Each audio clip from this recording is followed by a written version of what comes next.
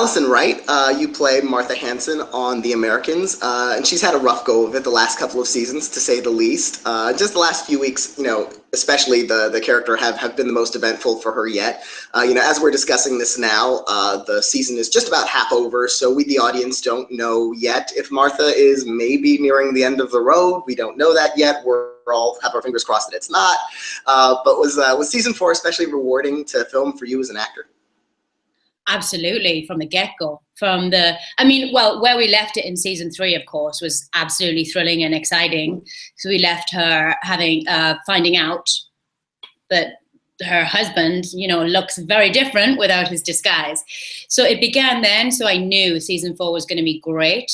But it's more than I could have asked for at all. I think it's safe to say, like, every actor would dream of having a part like this. And I can't believe that. I can't believe how lucky I am, really. Yeah, I love it. Let's talk specifically about the most recent episodes, The Rat and Travel Agents, where Martha is basically caught between a rock and a hard place, trying to decide, now that sort of the walls are closing on her, whether she should spend the rest of her life in Russia or potentially the rest of her life in prison if she is caught by the gives herself up. What did you think about your story as you read, especially those 2 scripts? The Jays did something pretty good and gave me those both together, because 7 really informs 6. And for Martha, they really are more or less one episode, really. It's 2 days, it all happens. It's only in, less than 48 hours that it happens. But yeah, of course, she's run the gamut of emotions, of ideas, of thought. She's being forced to take a look at herself. She can no longer deny or avoid or evade like she has so far. She's forced to become maybe a little bit self-aware too, That's definitely going to happen to her moving forward after these episodes, for sure. She was not self-aware at all. There was no real introspection going on there. And she's going to have to do that, like it or not, now. And you mentioned getting both of those scripts together. Is that sort of how it was filmed? Just sort of 2, episodes, basically, one big movie in a sense? No, I think that we actually might have had Christmas break in between 6 and 7, if I remember it rightly. Yeah, but no, we're always filming more than 1 episode at a time on our show anyway. On any given day, there could be like 3 or 4 episodes happening. It's not ideal when production is going like that, but it's happened like that for us a lot this season. So it's a lot to keep track of, especially when in these episodes for me, because the time period was so short. It was very important to know the actual times of all of the scenes that I'm doing and when they're happening and how long she's been out on the street at this point, So it was kind of mathematical to have a graph, and I had to have it all worked out because as we're jumping around, it's impossible to keep track. And everybody's confused, like everybody, like hair and makeup every day was like, okay, what are we matching now? What are we doing? We'd have to go to the book every single time because it got very specific very quickly with these 2 episodes, yeah. It kind of makes sense to film multiple episodes at a time and sort of everything going on at once in a sense, because there actually are, it seems sometimes, like 3 or 4 different shows on The Americans at once. You have the at the Russian embassy, you have your storyline with Matthew Reese, and then your FBI scenes, and then Philip and Elizabeth, their home life. There's so many different little shows in one on this show. Do you watch the show like as it's airing, to sort of see what everyone else is doing, what that whole story looks like put together? I kind of have to. I'm into the story anyhow. I'm into the scripts anyway. I'm not just reading my stuff. I'm very much into the whole story. So when I get the new script, it's about the event of the whole story. But separate, absolutely. It was only only a couple of months ago that I went to the Residentura. I was like, you know what? I don't even know what. We're in like sort of an industrial area in Brooklyn, just like warehouses basically. I was like, I don't even know where the Residentura is. Like it's a little van ride away. And I was like, can somebody please take me there just so I can have a look at the set? Because it's entirely separate. And there are some actors that you just never see, you know, and I will never get to work with them. I'll barely, you know, see them at all. The Jennings house, I think I just went in there a couple of weeks ago for the first time, into the laundry room, which was great. Nothing like I thought it was, you know. Even for me, it's funny to step on the stages and see how, you know, it's just this weird little plastic sort of stage looking thing when it looks so rich and so wonderful on the screen, you know. So it's a little bit like, oh, like drawing back the curtain from Oz for me. So maybe I should stop doing it. Yeah. That's one of those things that's especially good about these last couple of episodes is suddenly Martha is thrust into this whole other part of the story where you're working, you know, more closely with Keri Russell and Frank Langella. What was it like getting to play scenes with them after spending most of your time isolated? You did have like a bit with the Keri Russell before when Martha was getting married, but this was really the first intensive stuff with these characters together. It's funny that it feels that way to a viewer, because for me, this was really the same amount of stuff with Keri that I had before, except last time we had a lovely scene where we were drinking and, you know, telling stories and laughing and having fun. But it felt like workload wise that it was really like the equivalent of this, because it's still, you know, not too long that I get to have. I'd take longer with Keri Russell any day. That's what I'm trying to say. It was very fleeting. It's still most of my Matthew is my rock, you know, in everything. Even this season, it still felt very fleeting with the other actors. Yeah. Playing scenes with Keri Russell in particular, you've basically got Philip's two wives, you know, and both of those marriages have very different kinds of intimacy and very different kinds of deception. You know, he shares secrets with Elizabeth, Keri Russell, and he keeps secrets from you. So what was it like playing that tension with each other when she's like, she doesn't quite realize the depth of their relationship, but she's starting to realize there's more to it than it seems? Well, I mean, she is still definitely at the advantage. She knows more of the truth than Martha does. Martha knows like 5%, you know, and Elizabeth knows 85%. You know, there are also, like you mentioned, there are also things, though, that Philip discusses with Martha that he doesn't with Elizabeth. There are ways that he can be with her that he can't with Elizabeth.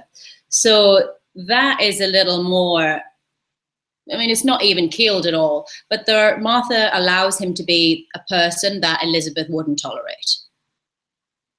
And you can see that in the last few episodes where you know, Elizabeth will give him a look that just, you can sort of see that she's trying to keep her hold on him because she wonders exactly how much of a connection she really has, Philip really has with Martha. Do you think there's, you know, hope for redemption for Philip through Martha in a way? I do, and it certainly feels that way this year watching the show. I can't always watch it because oftentimes we're still shooting when it starts to air. This year it worked out a little bit differently, so I was able to see it and watch it, and I think Martha, like Est, like his conscience, or like the thoughts that he's thinking and the things that he's feeling, may well lead him into some sort of redemption. Then maybe that's not going to be easy to do, though. That's not going to be easy for him to get there, and I don't think Elizabeth's going to want him to get there either. So it's not like even if he feels it and gets there emotionally that he'll be able to actually do it anyway.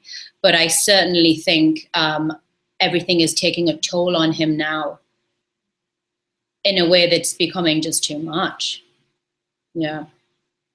There's a moment between you and Keri Russell in the episode Travel Agents, episode 7, where she punches you to keep you quiet, and it's a rare bit of physical action for Martha. What was that like to shoot? It was good. It was great because I'm pretty sure that Martha has never been punched in the gut before. I'm pretty sure she's never had a street fight, doesn't know how to nut anybody. So it was really great thinking about what it would be like for someone who's no one's ever probably laid a hand on her. But also in that moment, her physical strength and her possession of her physical self is taken away from her as well. But what's really important in that moment is that she really hears Elizabeth when she's saying, it's up, there's nowhere to go, they know about you, And you know what? Even more so, if you do this, you're going to ruin Clark's life. And that is what is sort of like the last straw on the camel's back that just makes her acquiesce and give up. And what the hell is she going to do at that point? So it was all of those things too. But the physical stuff, yeah, I mean, I hope I got that right. Yeah. One of the things that stands out about Martha, as you mentioned, you know, one of the things that convinces her to sort of give herself up to Elizabeth is not wanting to ruin Clark's life or you know, get him in trouble, get him sent to prison, obviously. You know, why do you think she keeps, you know, clinging to him after lie after lie after lie that he's told her? Do you understand that, you know, personally, like be able to connect with her in that way, or do you just sometimes wish you can reach through the script pages and just shake some sense to her? No, I don't. I don't feel that way because I can see how she's terribly in love with him. She believes that he's absolutely in love with her. We can't forget that Philip is really good at his job and he has played her like a piece of music from the very beginning. In the real cases, these people, like they delved into the psyche of these victims, of the, you know, these poor secretaries. They took any letters that had been written and passed them back to their psychologist. So then the psychologist could come back and say, okay, you should do this and this and this. This will work really well with her. Don't do that with her. So he's been playing her from the very beginning. So she thinks she's in this fantastic relationship. And that no matter what, all these little things that have happened as we've gone along in the story and the little bits of information that she finds out, in a way, I think she hears them and just puts them away somewhere because that's too dangerous to deal with. And no matter, not concentrating on what she's doing, the spying, you know, not concentrating on that part at all, she still thinks she has a love story. And she still thinks that Clark would be at her house every night if he could be. She thinks that he wants to be there, but it's just the job in the middle that's getting in the way. Yeah, so I think she thinks their love is very real. And even at this point, even at the end of episode 7, she still thinks that it's the circumstances that are terrible and the things that have happened that are terrible, which is something that we see people do all the time when they're in denial. They're making excuses for people. It's not that, it's not his fault, blah, blah, blah. People do it every day. And in episode, yeah. In episode 7, there's sort of, it looks almost like a breaking point for that relationship, Martha and Clark, where she says, you know, okay, I'll go to Russia, you know, when will you come with me?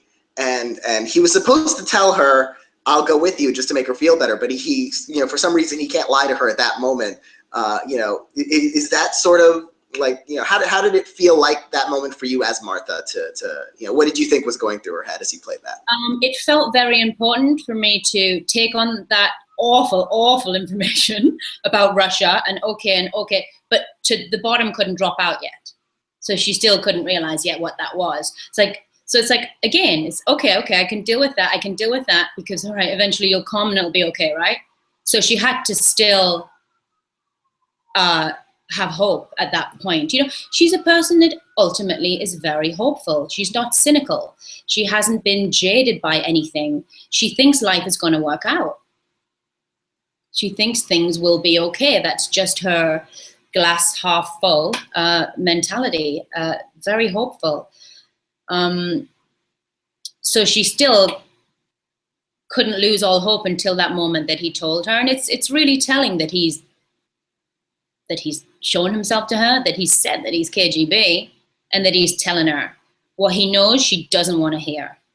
And it's gonna make everything worse and everything harder, but he's doing the right thing.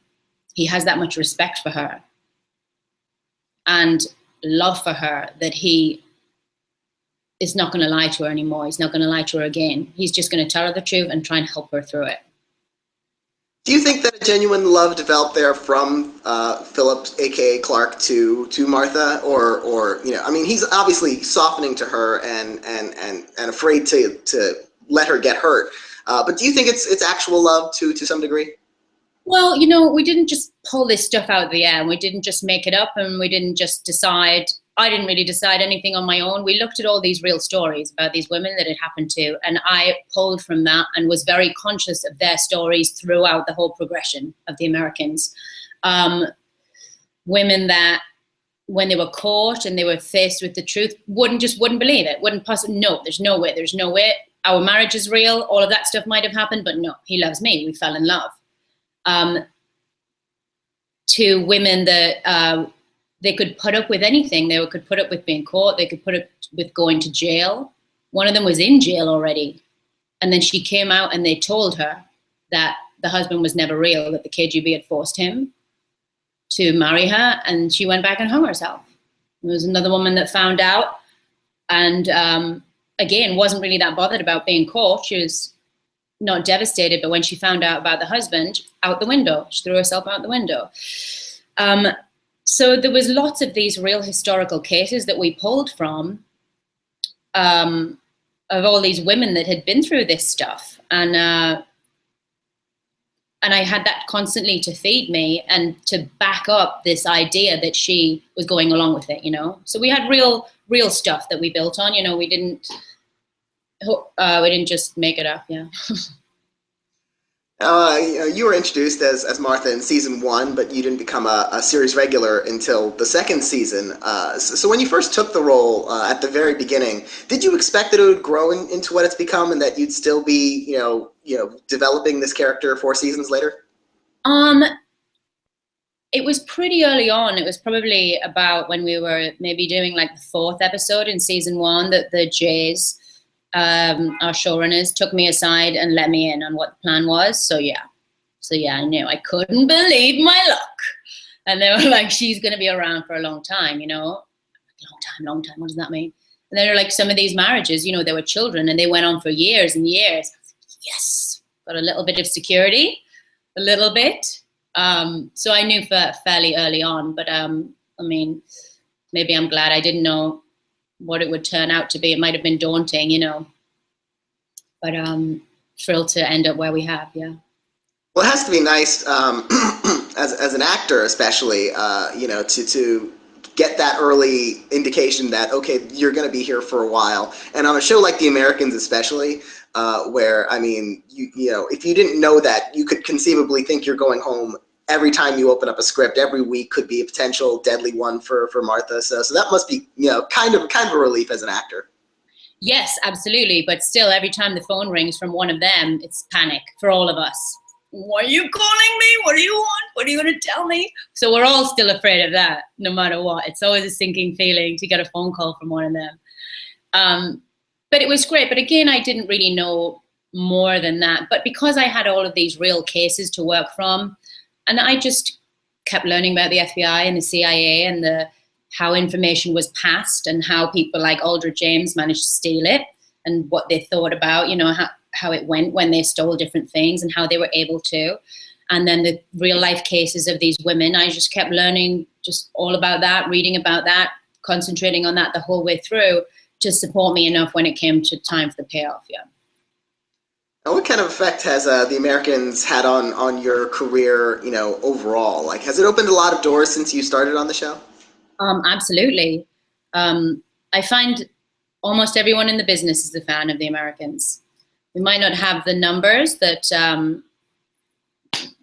reflect success or whatever, but everyone in the business is really into it, and it's been great. It's been nice in a way not to have the pressure of the spotlight on us too closely. I don't know what that would have been like to have been a show like Orange is the New Black, you know, right out of the gate, which was the first show for a lot of those girls. You know, that's a lot of stuff to deal with. A lot of all this extra stuff to deal with. It's very different from the job that you're doing. So I'm a little bit grateful for that. That being said, I would love the show to be recognized for how great it is. The Americans was my first TV show, you know? The pilot that I got, which was obviously just a pilot, it wasn't straight to series, was my first experience on television. And look what it's turned into. So I couldn't be happier, couldn't feel luckier.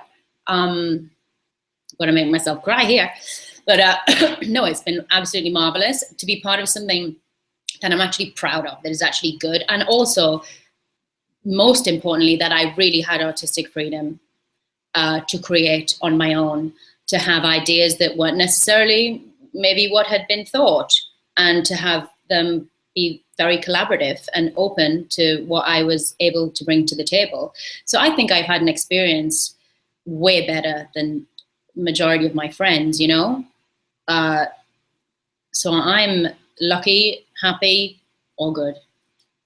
Yeah, if many actors are watching or they end up watching this, you know, they're going to have like a moment of like seething jealousy. It's like your first pilot became your first TV show, which became like a 4-season long, you know, continuous, prominent story arc. At which point I'll just remind them of the 10 years that I waited tables and never got any auditions and couldn't get in any doors. So, you know, they could have been working for all of those 10 years, doing something, you know, little bits here and little bits there. So it's relative. You know, it's definitely not an overnight nothing is, right? Hardly anybody is one of those overnight sensation made up stories. It's not the truth. An overnight sensation, 10 years in the making. Exactly. Now, you know, you had another prominent role this spring in the HBO original movie Confirmation. And speaking of complicated marriages, you play Virginia Thomas, the wife of eventual Supreme Court Justice Clarence Thomas. Do you think Clarence Thomas or Philip Jennings is the harder man to be married to? Oh my God, I don't know.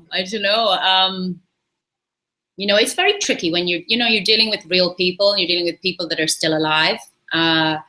It's a tricky thing to think about, like trivializing them at all. You know, I would think more of the interesting thing is the fact that in both occasions of these really complicated men that I've been married to, the other woman has been called Keri. That's true. Right? And in both cases, you don't get to spend, you know, nearly as much time, you know, interacting with Keri as you know, maybe, you know, it would be nice to as actors. I know there's going to be a third Keri. I just don't know who it is yet, right? In 3 weeks, there's got to be another one. Yeah, it's a big Broadway or something with Keri Butler or something. there are other Keris out there. You're a good luck charm for Keris, clearly. Yeah. Now, those hearings were a significant moment in history, not just in terms of politics or American politics, but also in terms of women in the workplace and women in government. So what do you hope viewers take away from Confirmation? I think something really important to remember is how not that long ago I was going to say we weren't equal, maybe we're still not, but that it really wasn't that long ago that women were having these struggles.